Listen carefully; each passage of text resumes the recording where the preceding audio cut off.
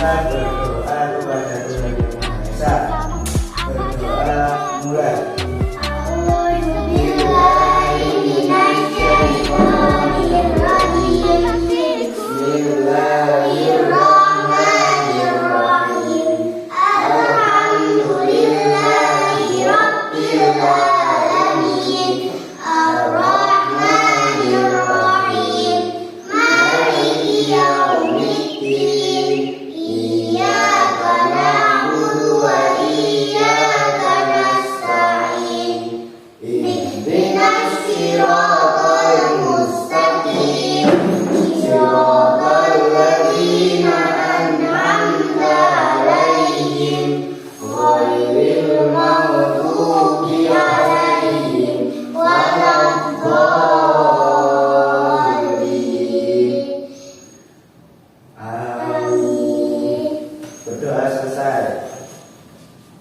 Nah, hari ini kita akan belajar tentang kewajiban dan hak sebagai anggota keluarga dan warga sekolah.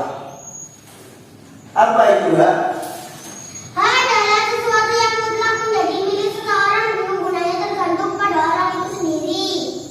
Ya, betul, Bintang. Hak adalah sesuatu yang mutlak yang menjadi milik seseorang yang penggunaannya tergantung kepada orang itu sendiri. Nah, hak seringkali dikaitkan dengan HAM. HAM adalah hak asasi manusia. HAM merupakan hak dasar atau hak pokok yang dianugerahkan oleh Tuhan Yang Maha Esa dan merupakan bawaan sejak lahir sehingga orang lain tidak memiliki hak untuk melanggarnya. Jadi hak itu tidak boleh ditindas. Hak itu tidak boleh ditindas. Hak itu milik kita, tidak boleh direbut oleh orang lain. Nah, di sini yang pertama ada rasa tanggung jawab. Berikut hak dan kewajiban anak di rumah. Nah, nomor 1, hak anak di rumah. Apa saja hak yang ada di rumah untuk anak? Hak atas pemenuhan kebutuhan primer, hak mendapatkan perlindungan dan keamanan. Ya, betul. Yang dijawab oleh Mbak Sinten? Iya. Ya. Hak dan kewajiban merupakan dua istilah yang tidak bisa terpisahkan. Hak dan kewajiban terkait satu sama lain. Berikut hak seseorang anak di rumah. Ya, yang disampaikan oleh Mbak Lia tadi betul. Yang pertama adalah hak atas pemenuhan kebutuhan primer. Jadi hak kita sebagai anak di rumah itu harus dipenuhi atas kebutuhan primer. Kebutuhan primer itu apa? Kebutuhan primer sebetulnya itu makan, minum, jajan, dulinan. Nah, itu adalah hak kebutuhan primer kita di rumah yang harus dipenuhi oleh orang tua kita. Dan yang kedua, tadi Mania menyebutkan ada hak mendapatkan perlindungan dan keamanan. Apa saja yang mendapatkan perlindungan dan keamanan? Jadi kita di rumah itu membutuhkan keamanan dan perlindungan dari orang tua. Seperti halnya kita dijaga saat bepergian, kita dijaga saat tidur, tidak digigit nyamuk. Itu termasuk hak perlindungan keamanan. Kita dijaga saat pergi ke pasar, digandeng, itu adalah hak mendapatkan perlindungan keamanan. Dan yang ketiga ada hak mendapatkan pendidikan.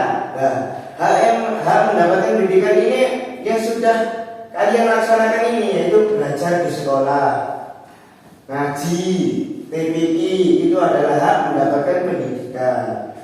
Yang keempat, hak mendapatkan bimbingan saat belajar. Seseorang anak juga berhak memperoleh bimbingan belajar dari orang tua maupun saudaranya yang lebih tua.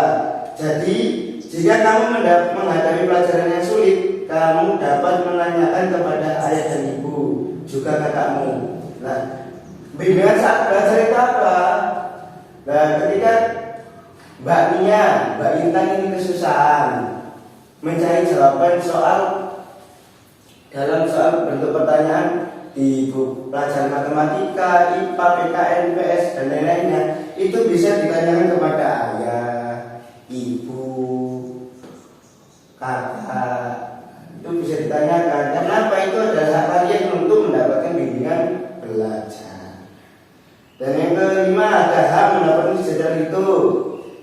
seorang anak di dalam keluarga juga berhak memperoleh kesejahteraan hidup. Adapun wujud dari kesejahteraan hidup tersebut bisa berupa pakaian yang kita kenakan dan uang jajan yang diberikan untuk bekal sekolah. Jadi Mbak Nia dan Mbak Intan ini mendapatkan hak kesejahteraan hidup, yang dimana setiap hari diberikan uang jajan, diberikan pakaian saat hari raya, diberikan pakaian saat sekolah, seragam sekolah. Itu adalah hak kesejahteraan hidup. Dan yang keenam, hak untuk bermain. Jadi Mbak Intan dan Mbak Nia ini memiliki hak untuk bermain. Seperti halnya sepulang sekolah jam 2 sampai jam 3 bermain. Nanti malam jam 6 sampai jam 7 bermain. Itu adalah hak kalian untuk bermain. Jadi tidak harus belajar terus itu menyebabkan kita malah semakin jenuh. Jadi hak untuk bermain itu dikasihkan kepada kalian. Dan ini kalau ada hak pasti ada kewajiban. Kewajiban anak di rumah. Apa saja kewajiban anak di rumah, Mbak Intan? Menjaga kebersihan rumah. 2. Patuh terhadap nasihat orang tua. 3. Menghormati, menyayangi, dan menghargai anggota keluarga. Betul sekali. Jadi kewajiban anak di rumah yang seperti disebutkan oleh Mbak Intan. Hak adalah segala sesuatu yang harus didapatkan setiap orang yang telah ada sejak lahir, bahkan sebelum lahir. Sementara kewajiban adalah sesuatu yang wajib dilaksanakan seseorang. Orang yang menjalankan kewajibannya berhak mendapatkan haknya dengan tidak ada kewajiban. Hak menjadi tidak signifikan dan kewajiban menjadi sia-sia jika tidak ada hak. Jadi kalau Anda sudah menjalankan kewajiban, Mbak Intan dan Mbak Nia ini sudah menjalankan kewajiban, maka boleh untuk menuntut haknya kalian. Jadi setelah menjalankan kewajiban, kita boleh menuntut hak kita.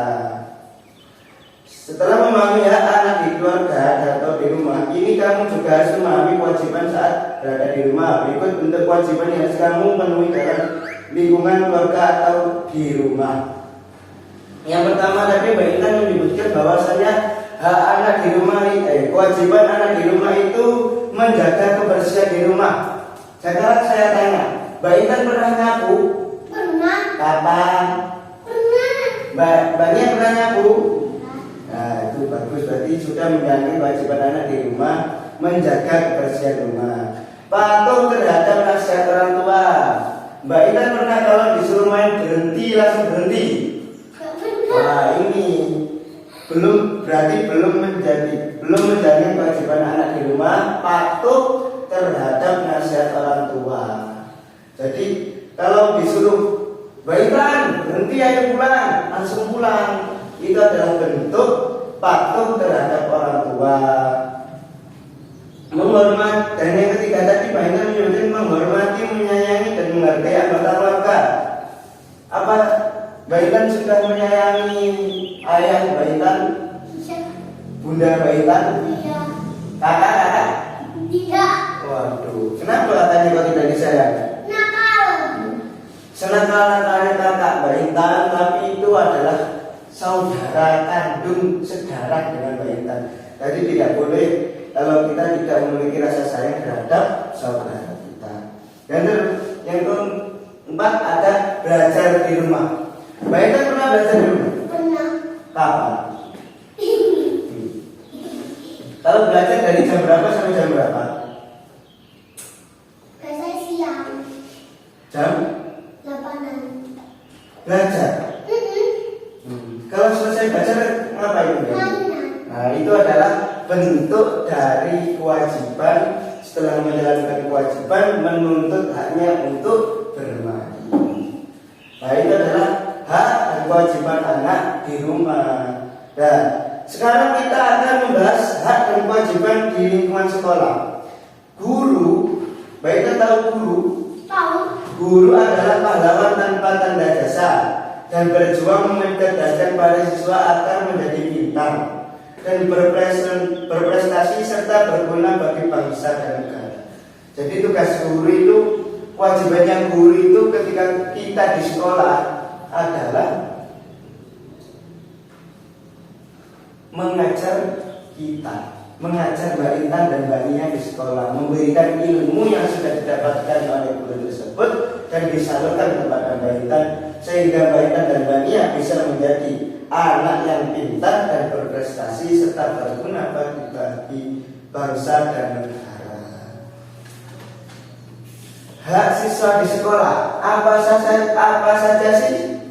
Hak siswa di sekolah: mendapat pendidikan dan pengajaran, menggunakan fasilitas pembelajaran sesuai ketentuan, mendapat penghargaan atas prestasi. Ya, betul sekali apa yang sudah dijawab Mbak Nia.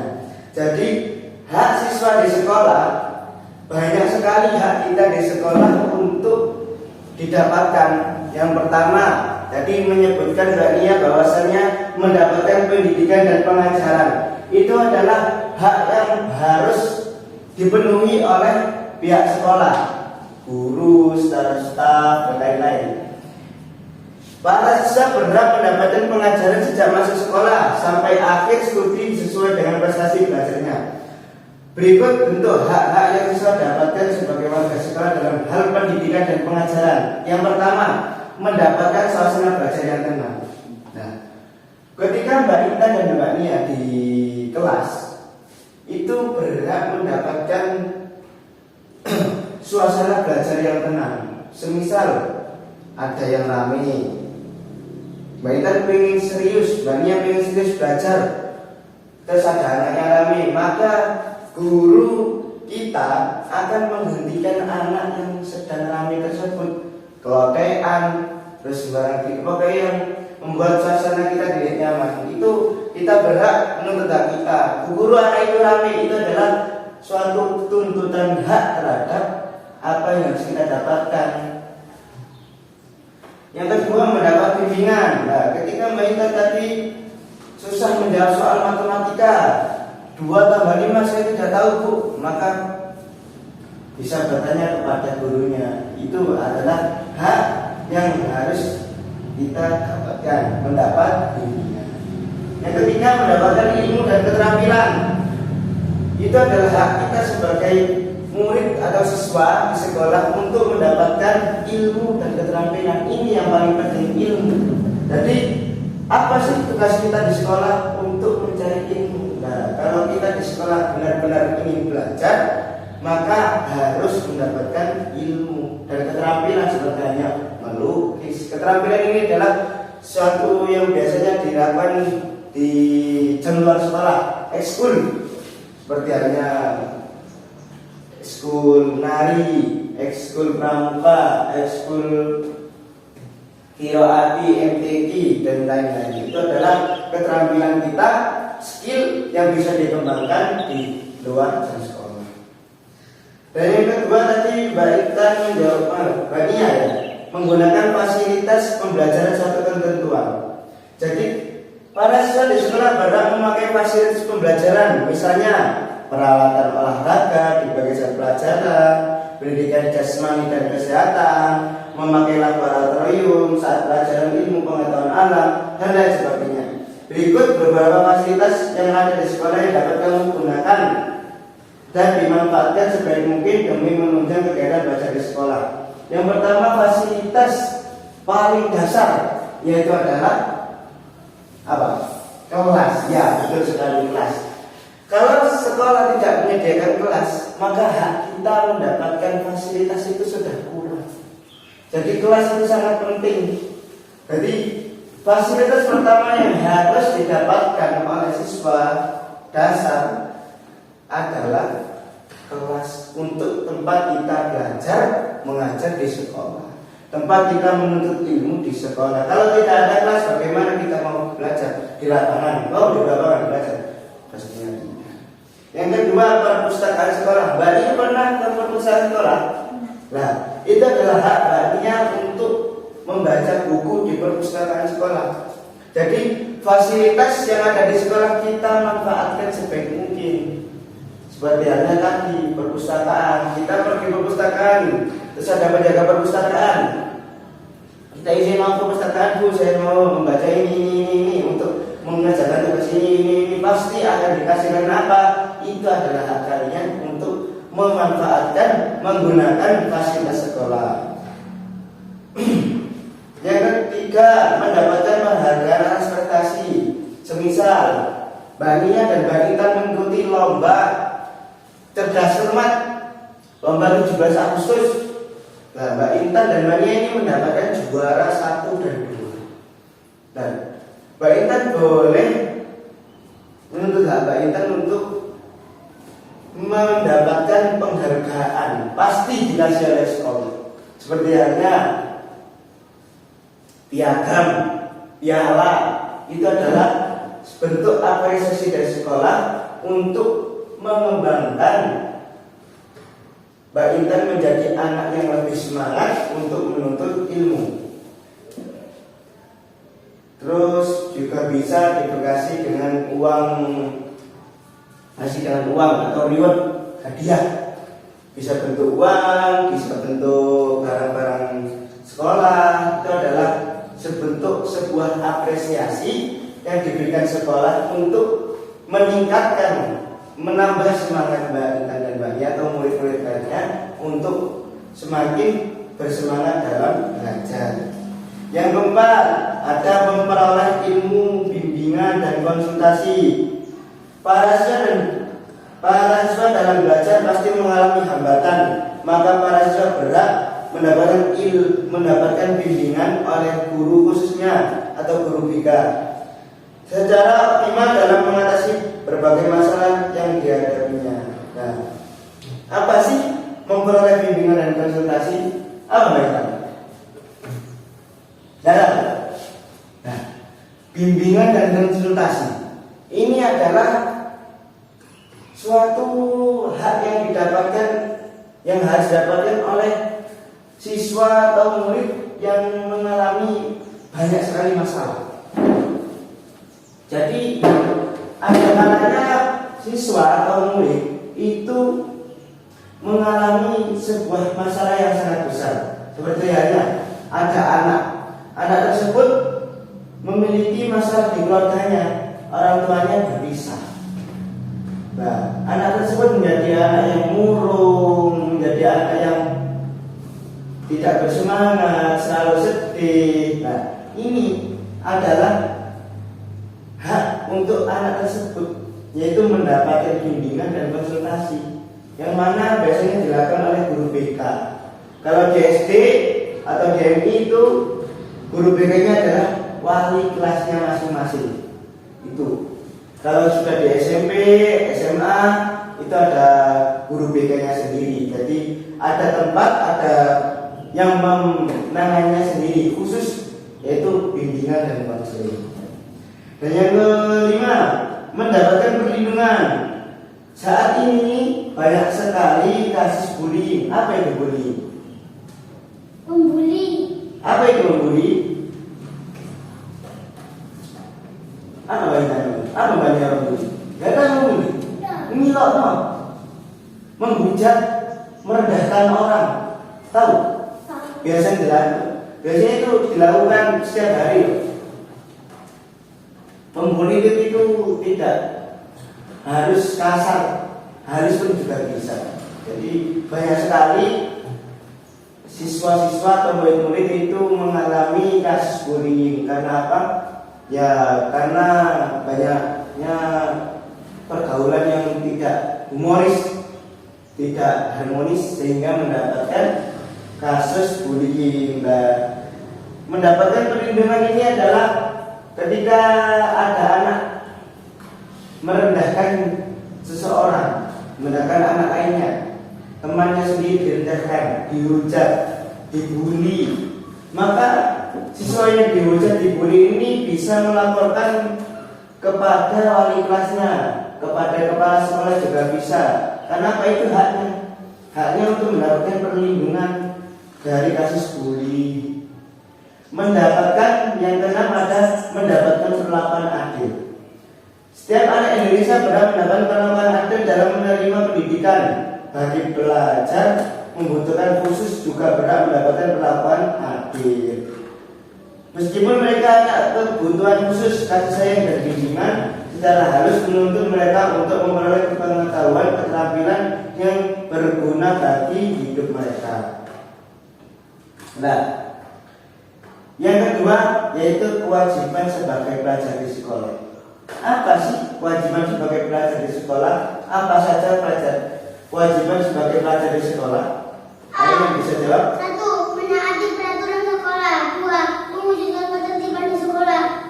3. Menjaga kebersihan lingkungan. Iya, betul sekali. Ya, betul sekali. Mbak Intan tadi menyebutkan bahwasannya kewajiban sebagai pelajar di sekolah yaitu menaati peraturan.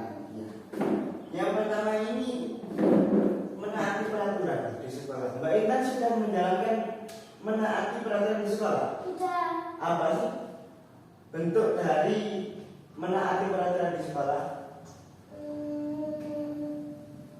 Tidak boleh membuli. Tidak boleh membuli. Oke, termasuk apa, Mbak Nia? Datang ke sekolah tepat waktu atau tidak terlambat. Ya, itu adalah peraturan di sekolah yang paling dasar, yaitu tidak terlambat datang ke sekolah.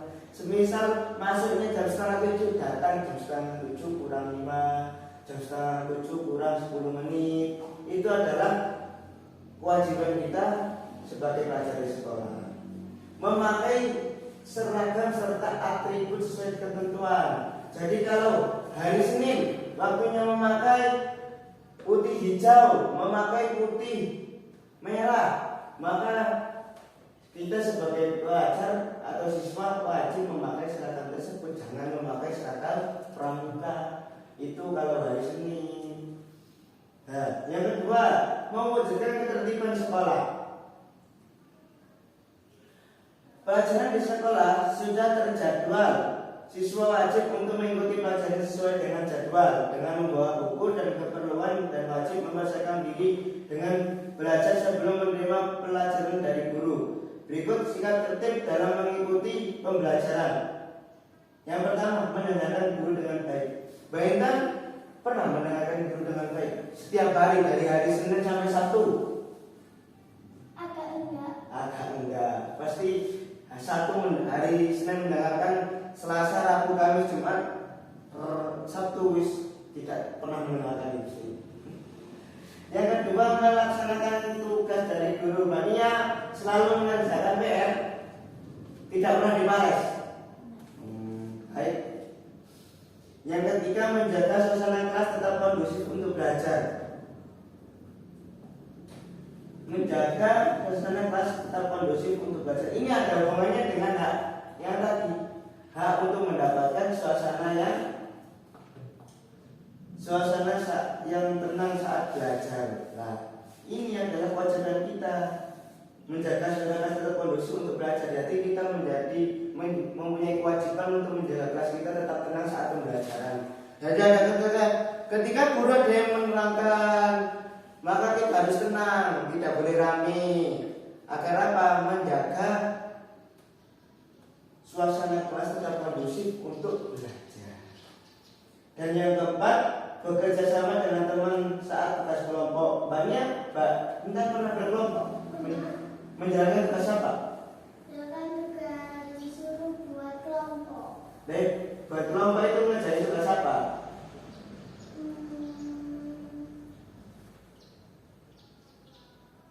Bahasa Jawa. Bahasa Jawa. Berarti disuruh praktek bahasa Jawa, gitu ya? Ya. Yang ketiga, ada menjaga kebersihan lingkungan. Mbak Intan pernah menjalankan piket? Pernah. Menjalankan kerja bakti di sekolah? Pernah. Nah, itu adalah bentuk kewajiban siswa, murid untuk menjaga kebersihan lingkungan sekolah. Itu adalah kewajiban kita sebagai murid, sebagai siswa untuk menjaga kebersihan lingkungan. Ruang kelas maupun lingkungan kelas perlu dijaga kebersihannya. Siswa wajib untuk membuang sampah dan tempatnya. Itu adalah kewajiban kita. Nah, Yang terakhir, menghormati guru.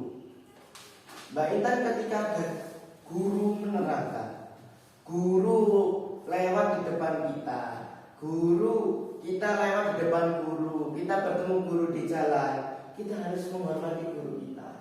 Semisal guru menerangkan, ya kita dengarkan, jangan rame.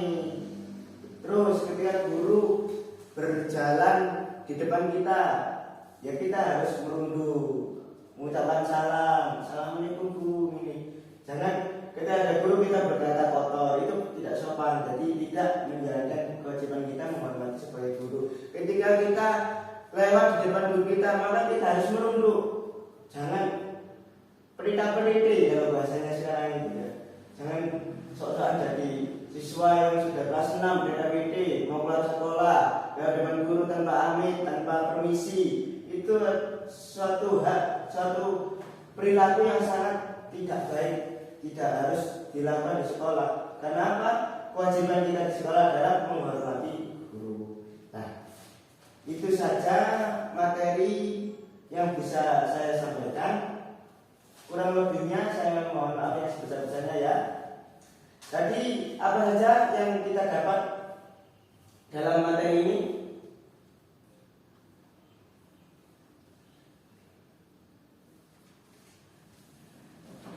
Apa saja yang kita dapat dalam hari ini? Gak tahu Mbak Ina? Gak tahu. Jadi kita tadi belajar apa? Kewajiban dan hak sebagai anggota keluarga dan warga sekolah. Ya betul. Jadi hari ini tadi kita belajar tentang kewajiban dan hak sebagai anggota dan warga di sekolah. Jadi sudah paham? Sudah. Apa saja tadi? Hak dari kita di sekolah. Hak kita di sekolah ada apa saja? Menghormati guru. Hak kita itu adalah kewajiban bayangkan. Hak kita di sekolah apa saja? Ayo, yang bisa nanti saya kasih reward hadiah. Mendapatkan pendidikan dan pengajaran. Ya, Menggunakan fasilitas pembelajaran sesuai ketentuan. ya betul. Mendapatkan penghargaan atas prestasi. Ya, terus apa saja kewajiban kita di sekolah? Menaati peraturan sekolah, mewujudkan ketertiban di sekolah, menjaga kebersihan di sekolah. Iya betul sekali. Jadi sudah paham ya apa yang saya sampaikan tadi? Nah, mari kita akhiri pembelajaran kita hari ini dengan membaca doa. Berdoa mulai.